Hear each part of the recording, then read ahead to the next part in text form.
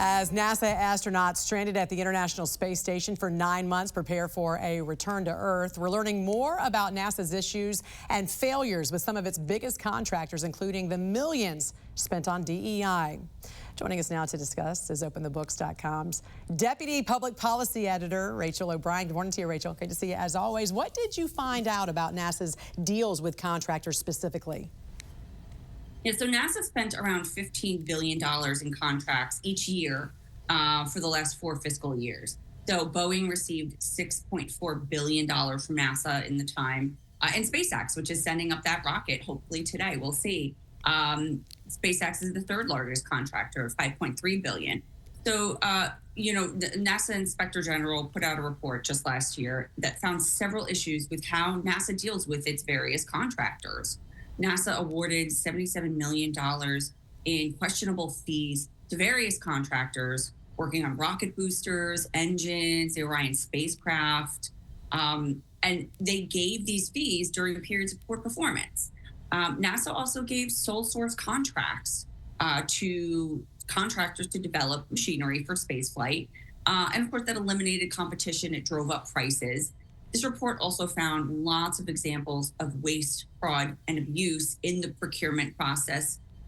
For example, one CEO of a Florida company, he pleaded guilty to wire fraud for submitting nearly 200 fraudulent quality control documents for parts that were going to NASA's Space Launch System at the Kennedy Space Center. So NASA has a lot of work to do to get its contractors in a place where it should be. So aside from Boeing's Starliner spacecraft stranding these 2 NASA astronauts on the ISS, the International Space Station, what other issues is NASA facing with Boeing?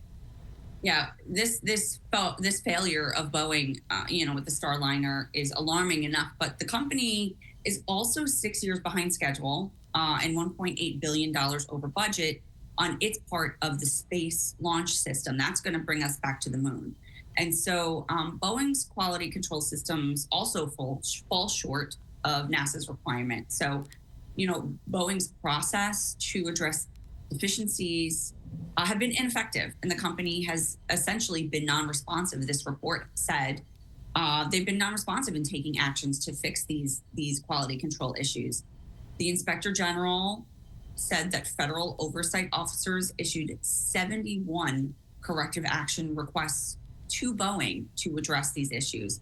NASA said, they're not concerned. They're still working with Boeing. The agency, they said, holds its programs to the highest technical and programmatic standards, and they're working on this. But it's certainly, obviously concerning for those of us who are watching these astronauts stranded. These failures really in NASA's core mission were while NASA was also spending about $20 million on DEI over 4 years. What exactly did they pay for? So in his first day in office, you'll remember President Biden undid President Trump's first previous order that agencies and contractors would stop performing DEI training. So Biden brought that back. His executive order embedded DEI in all government agencies. NASA rolled out its DEI strategic plan with many goals to include race and sex-based hiring and promotion initiatives. Performance reviews of NASA staff included evaluating people on how closely they conform to DEI ideology. Just a few examples of that $20 million spent on DEI contracts and grants. Over $2.5 million went to a company for diversity training to incorporate and deeply ingrain DEI in the culture and business of NASA. $9 million more on various DEI contracts, $568,000 on grants for environmental justice purposes. Lots more examples of that type of spending, that added up to $20 million.